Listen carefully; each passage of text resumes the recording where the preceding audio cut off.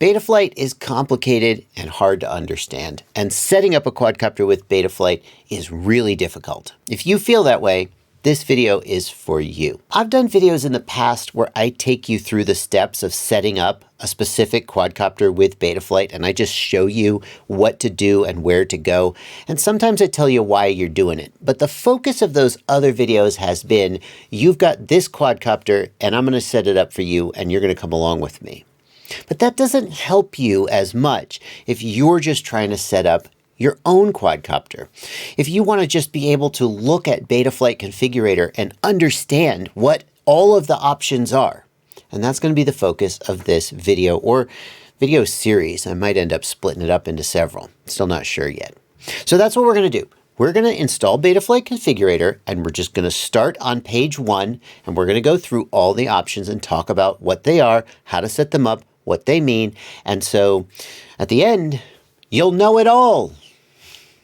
I'm Joshua Bardwell. You're going to learn something today. And the first thing we got to do before we can work with Betaflight is install Betaflight configurator. Betaflight configurator is the app that you use to connect to and configure and flash firmware to your Betaflight flight controllers. You're going to do that from this URL, github.com, etc. It is down in the video description below, as well as all the other reference links that I'm going to make throughout this video. And currently, the latest version of Betaflight configurator is Betaflight configurator 10.8.0 release candidate 3. This is a little bit of an unusual time to be making this video because a release candidate means that a new version of Betaflight is just about to come out and they are testing the waters to see if this is ready to release. That's why it's a release candidate. If you want to be a little bit safer, you can scroll back and you can download Betaflight configurator 10.7.2, which is the last version that isn't a release candidate, but release candidates are usually okay, and this one specifically is okay. So I'm going to go ahead and download and install it. And I'll just click here. I can review the release notes if I want to know more about what's happened, or I could just keep scrolling down. And here are the assets or the installers. I am on Windows, so I'm going to choose Win64 installer.exe. I'm going to download and install it. If you're on Linux, good luck. I have no idea how you would install this. And if you're on macOS, I also don't know how you would install it, but I do know that on macOS there is a specific permission, a specific security related thing you have to do in order to run the installer. Unfortunately, I can't tell you more than that. Now at this point, you should be able to run the configurator, and yours may not look exactly like mine. For example, you may need to change your system language. You can do that by clicking on any of these languages down here if you'd prefer it be in some other language than what you see. I'm going to click on English because I speak English. The other thing you can do is you can click the Options tab and you can change a few of these options. I would like you to permanently enable expert mode because by the time you get done with this tutorial, you're going to be an expert just like me. That's the hope anyway. That's going to give us access to some options that we might not otherwise see.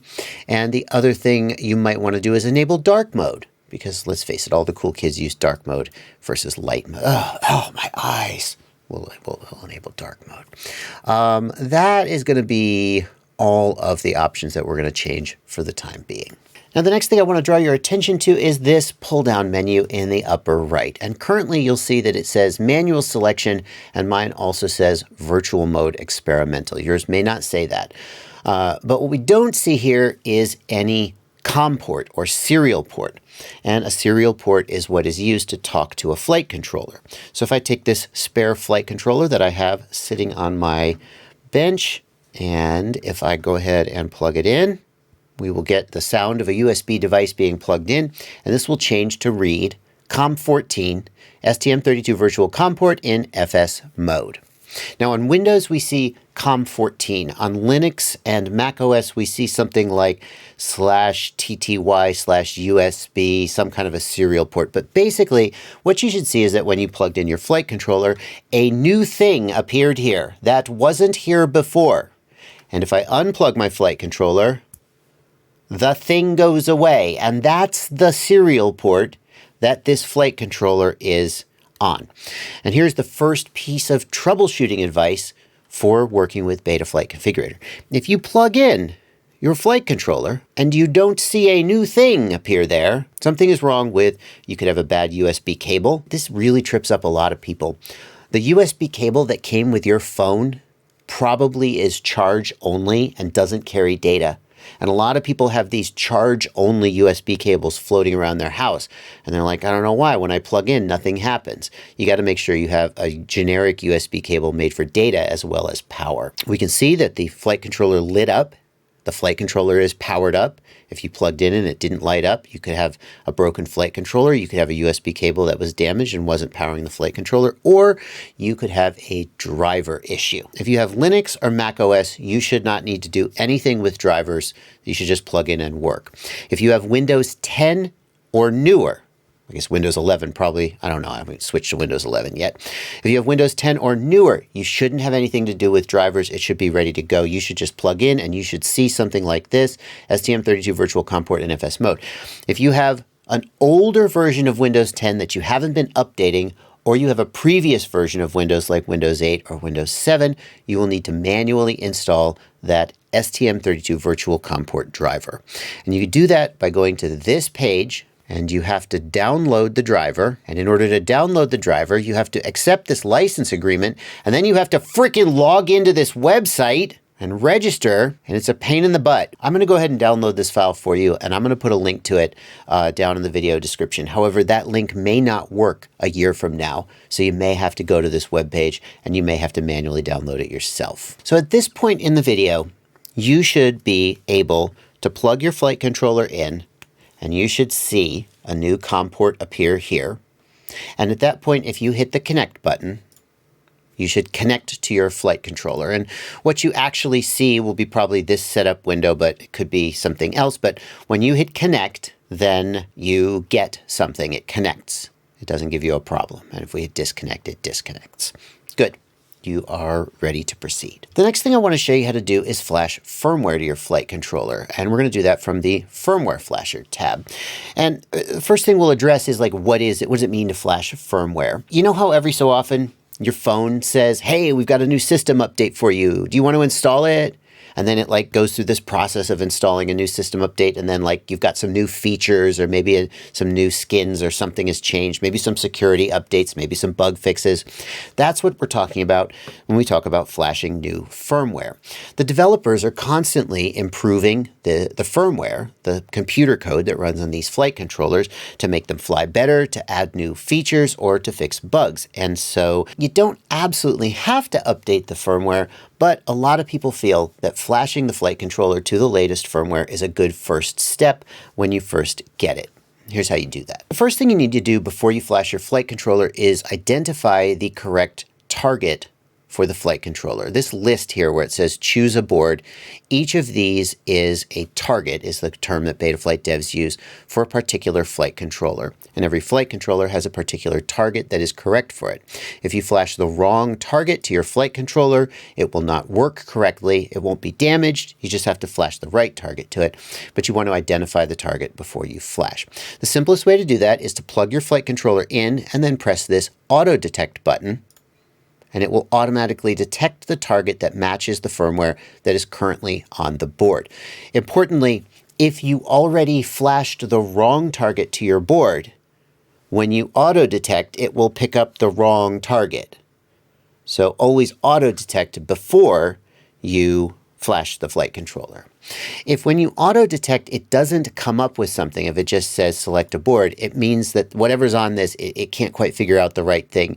And you need to pause, don't flash it. You're going to need to do some research to find out what the correct target is. Because sometimes like target names will change, or the vendor may have shipped the firmware with like an experimental pre-release target. Why do they do that? They shouldn't do that, but they do. So sometimes you'll have to do a little research to find the correct target. But in this case, I hit auto detect and it comes up with Mamba F722 I2C, and that is the correct target for my board. Then we're going to pick a firmware version. And if we click here, we can see the latest version that's publicly available is 4.2.11. And then we can go ahead and flash it. But before we flash it, wait, there's one more thing we need to do. I'm going to connect to this flight controller. And I'm going to go to the Presets tab. And I'm going to choose Save Backup. And what that's going to do is back up all of the configuration of the flight controller as it stands right now today. And the reason I want to do that before I update the firmware is this may have shipped from the manufacturer with some customization on it, especially if this flight controller is in a bind and fly quadcopter. It'll have all custom configuration. And when you flash your flight controller, it wipes all that stuff out. But even if you don't have a flight controller with customization on it, it's still a good idea to save a backup just so you have documentation like what the target was and any other changes the manufacturer may have made. So I'm going to hit Save Backup here. It's going to give me the option to save this, and I can rename this if I want to, but I can just save it using this file name and hit Save. And now I've got a backup of that configuration. Now it is safe to flash the firmware. So I'm going to go to Firmware Flasher. I can hit Auto Detect. Let's just make sure it's reading the right one. And I will then hit Load Firmware Online. And I'm going to hit the Flash Firmware button here. And when I do this, I want you to look up here in the upper right. And I want you to see what happens when I hit Flash Firmware. Notice that that pull-down menu changed from STM32 to DFU, STM32 bootloader. So in order to flash the flight controller, the configurator uses a different driver than the STM32 driver that is used to connect to and configure the flight controller. The DFU bootloader driver is used to actually flash the firmware. So if you go to flash and the flight controller doesn't enter DFU bootloader mode automatically, what you need to do is identify the bootloader button on your flight controller. And the bootloader button is going to look a little bit different on different flight controllers. Here's a photo of several different bootloader buttons and what they look like. But the bottom line is that somewhere on the flight controller is going to be a bootloader button. And what you're going to do is you're going to hold that bootloader button down and plug in USB. Now I want to just plug in USB normally and show you what that looks like because I want you to see that when you first plug your flight controller in, there's going to be a status LED that like blinks and flashes in a certain pattern that tells you basically what's going on with the flight controller. But when you hold down the bootloader button and plug in USB, none of that happens. You just get a single red status LED. It's not always red, but it'll be a single red sort of power LED, but the blinking status LED doesn't blink, and that's your sign that this flight controller is in bootloader mode. And at that point, you should see DFU STM32 bootloader here in your configurator. Now, if you don't see that, if you are sure that your flight controller is in bootloader mode, but you don't see DFU STM32 bootloader here, on Windows, there is a tool that can help you fix that. The tool in question is called Impulse RC Driver Fixer. It's available from this page. And again, there's a link to that in the video description. You can download it. Right here is the link. And it just downloads this file, impulsercdriverfixer.exe. With the flight controller in bootloader mode, you're going to run that app. It's going to search for your flight controller. It should then say installing DFU driver. It will fix the driver, and then if you power cycle the board and plug it in again in DFU mode, it should work. Now I said this is a Windows only thing because this is a problem that only occurs with Windows drivers. If you're on macOS and Linux, it just should always work. And if it's not working, I actually have no idea how to troubleshoot it because it basically just always works. Except like the one time it doesn't work, and then I don't know how to help you. At this point, we have installed Betaflight Configurator. We've backed up the configuration of the flight controller as it was from the factory, and we have flashed the latest version of Betaflight. Technically, we didn't flash the latest version of Betaflight. We flashed 4.2. I told you already we're in the release candidate window. I kind of would like to flash the release candidate. If you ever feel like being adventuresome and flashing something that isn't quite out yet, you can enable Show Unstable Releases. And if you show unstable releases, you will gain access to both releases and release candidates. Now, there aren't always release candidates available, only right in the weeks and months before a new version comes out. We are actually in that window, and we can see RC3 right here. If you really feel adventuresome, you can enable expert mode, and you can actually flash development releases like that are full of new features and bugs. I don't recommend this unless you're a developer, but it is there, and I kind of wanted to point it out to you. Let's go ahead and flash release candidate 3, which is what I'm running on most of my builds. And I'm also going to do a full chip erase here, which will just wipe the configuration of the board out. Like just make sure it's fully wiped when we go to the new version. Load firmware, flash firmware. Now that we've done all that, the next thing we're going to do is actually connect to the flight controller and start configuring it. But before we do that, could I ask you to go down and hit the like button? It helps the video succeed, helps YouTube know that you're enjoying the video, and helps more people see it. Thanks so much. It means a lot. Next thing we're going to do is hit connect and start looking at the configuration of the flight controller. And the very first screen that we see here is incredibly important. You see, when you flash a flight controller, it doesn't complete the configuration of the flight controller. And I don't mean configuration of the flight controller like talking to your receiver or having your PIDs or your rates. What I mean is that the flight controller is actually not even fully functioning at the time when you finish flashing it. There are some parts of the Betaflight code that are the same for every flight controller. And there are some parts of the Betaflight code that are different for different flight controllers. And when you flash the flight controller, it flashes the part that is the same for every flight controller. And that's known as the generic target. The next thing you need to do to complete the configuration, which is called the board-specific parts, or the board-specific target, is to press this Apply Custom Defaults button. And I know the term custom, are they defaults, are they custom? The bottom line is that every time you flash a flight controller, the next time you plug in, you must press Apply Custom Defaults to complete the configuration of the flight controller and finish the flash and make it fully functional. There are rare cases where you might not see that pop up or where you might not need to do that, but in general, that is almost always going to be the case. Now that we have applied custom defaults, if we then hit connect, we see another warning. And these warnings we're going to take care of as part of the setup, but it's just letting you know that you absolutely can't fly the flight controller until you go through these steps. So we'll just close that warning. And we're going to start here in the Setup tab, and we'll just take a look around at the interface.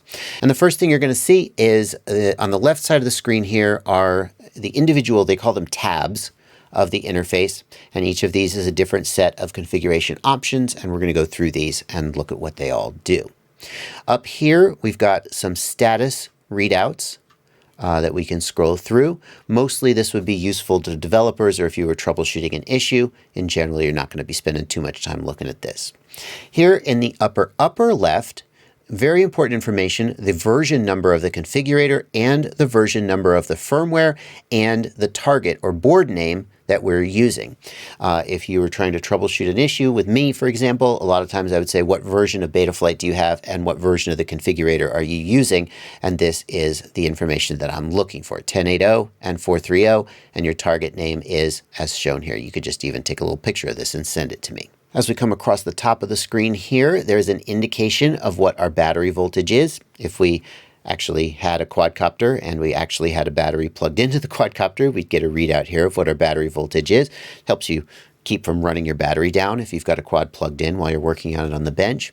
And these three indicators show the serial link status, that is the USB connection to the flight controller right now. If this icon is going in and out, you're going to get a slow, stuttery, you might have a bad USB cable or something like that. Failsafe mode, whether the flight controller is in failsafe mode right now. We'll talk more about failsafe mode later, and motor arming. If the motors were armed right now, you'd also know the motors were armed because the motors would be spinning, but there's also a little indication here. Next, we've got the sensor indicators, and these indicate what sensors the flight controller is talking to right now. The most basic ones are the gyro and the accelerometer. Those are built in to a chip that is on the flight controller, and they're used to detect the movement and attitude and orientation of the flight controller. And if those aren't working, then pretty much your quadcopter can't fly. You can fly without an accelerometer, but not without a gyro. Pretty much always those should be lit up when you're looking at a flight controller. Next, we have magnetometer or compass. Many flight controllers, especially Betaflight quads, won't have a compass on them. It's more common on GPS quads running operating systems like iNav, but Betaflight can use a compass, and if you have one, it'll be lit up here. Barometer, which tells you altitude, GPS, which tells you GPS coordinates, and sonar. Betaflight can actually use a sonar sensor. Well, that's actually not really true. It used to be able to, but it kind of can't now. But in theory, you could have a sonar sensor hooked up and it could be basically not doing anything.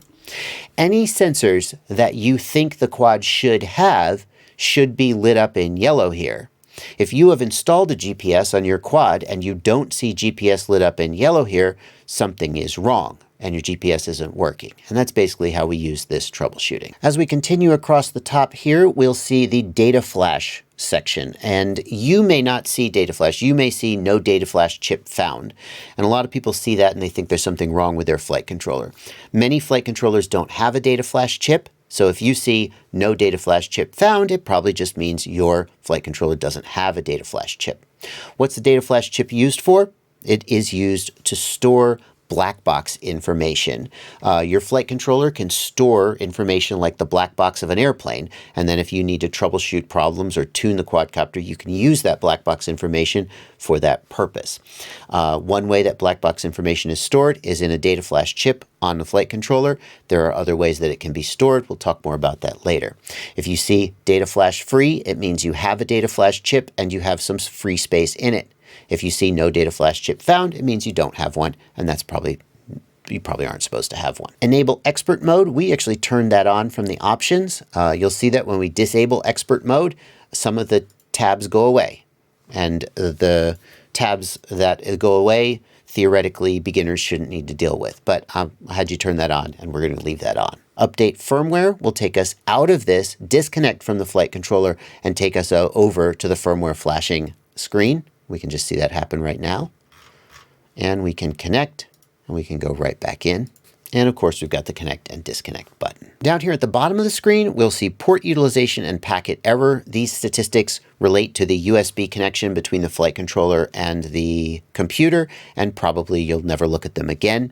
If you were to see a lot of packet errors, it could mean you had a bad USB cable, for example. I2C errors. A lot of people freak out when they see that they're, 16 I2C errors. Is this a big deal? No, it's not a big deal.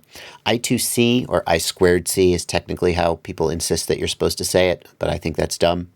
I2C is an interface that's used to talk to sensors, like it's typically used to talk to a magnetometer or a barometer if you had them. Typically, when I2C first powers up, you'll get a few errors like you see here, and then you won't see any more. So if you see a small number of I2C errors and the number is not increasing, then that's normal and you can ignore it. If you were to see a large number of I2C errors scrolling up, you might have a problem with your flight controller. Cycle time and CPU load relate to how hard the processor is working. And the rule of thumb here is that we want to see a CPU load, assuming we're running Betaflight 4.3 or newer, we want to see a CPU load of less than about 75 or 80%. So here we've got a CPU load of 32%. That is well within that margin. If your CPU load is too high, what'll happen is that the flight controller will stop doing things that it thinks are non-essential and focus on flying the quad. And that may mean that some things stop working and you're kind of like, what's wrong here? Just don't run it with the CPU load higher than 70 or 80%. And later we're going to see in the configuration screen exactly what we would change if the CPU load was too high. Next, let's go through the setup screen, and we'll start here in the upper left with these buttons. The very first button is Calibrate Accelerometer, and the accelerometer is the sensor that tells the flight controller which direction is up. The accelerometer detects the direction of gravity, or well, any acceleration, but gravity is an acceleration. And since it doesn't start out knowing which direction is up, you have to calibrate the accelerometer. So what you're going to do is you're going to take your quadcopter and you're going to set it flat on a table that's reasonably level, and then you're going to hit Calibrate Accelerometer. And when that's done, now it will know which way is up. And you should see that if you tilt the quadcopter or the flight controller, it moves, the 3D model there moves consistent with how you are tilting it. If you have a compass, you can hit the Calibrate Magnetometer button, but the problem is that calibrating the compass requires you to hold and turn and move it in a certain pattern that would be difficult to do if you were plugged into USB.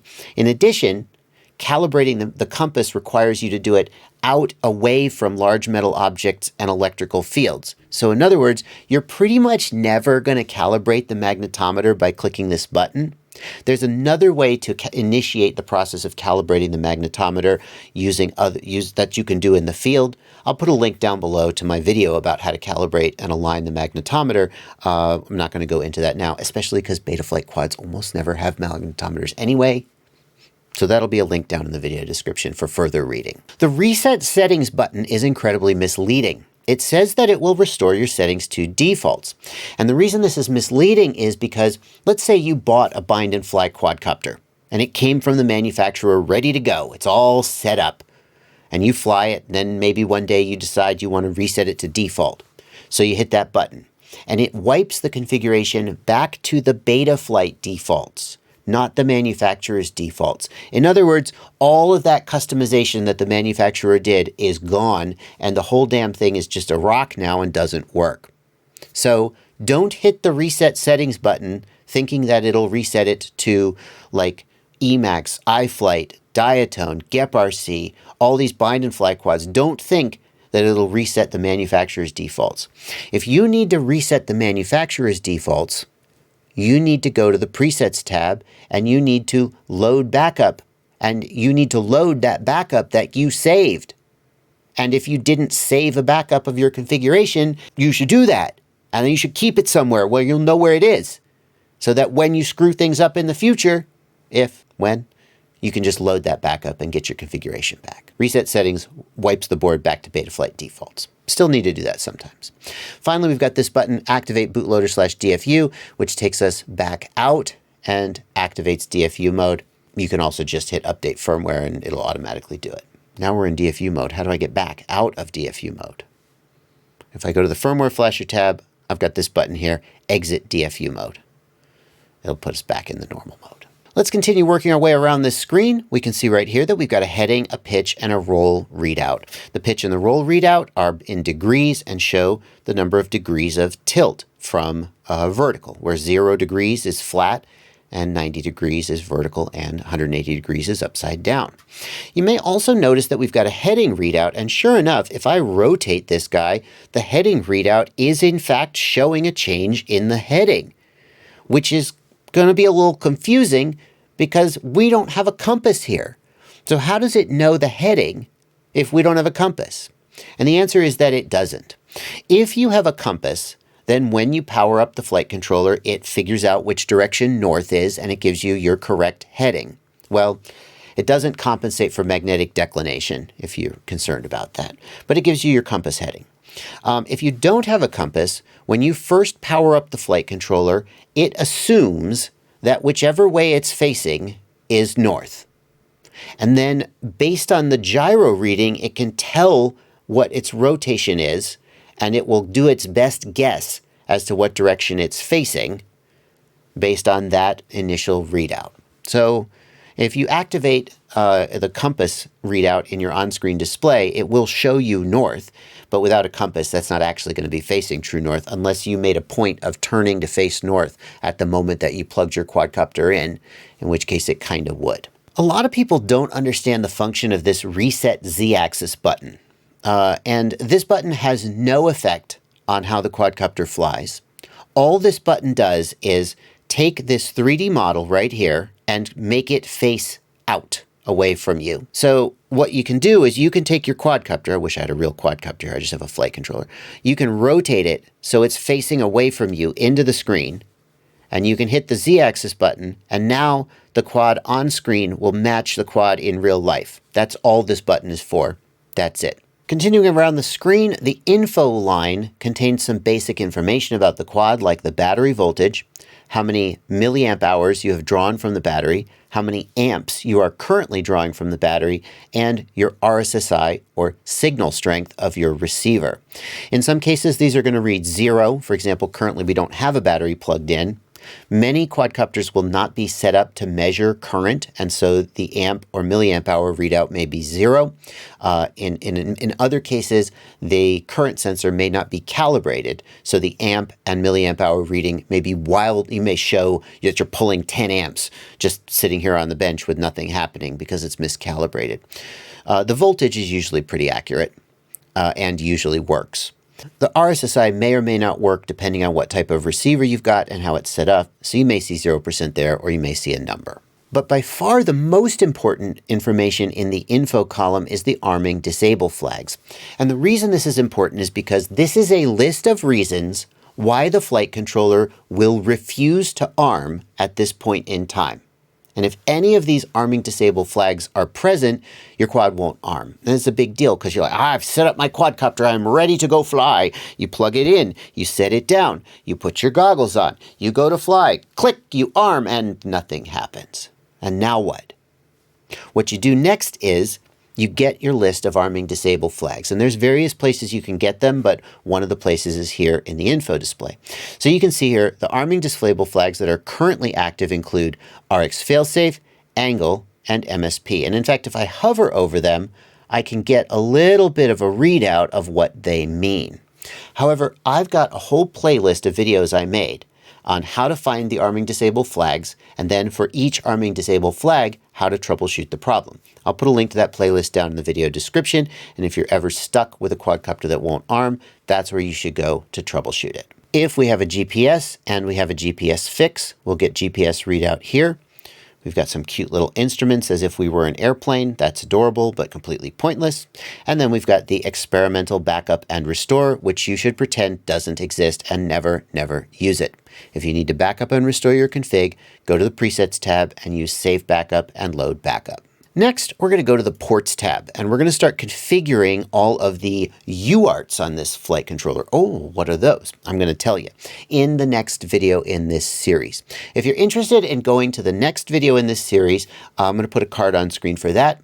As well, I'm going to put a card on screen for this whole playlist. All the videos in this series are in a playlist, and you can easily go there and find the one that you're looking for. See you there.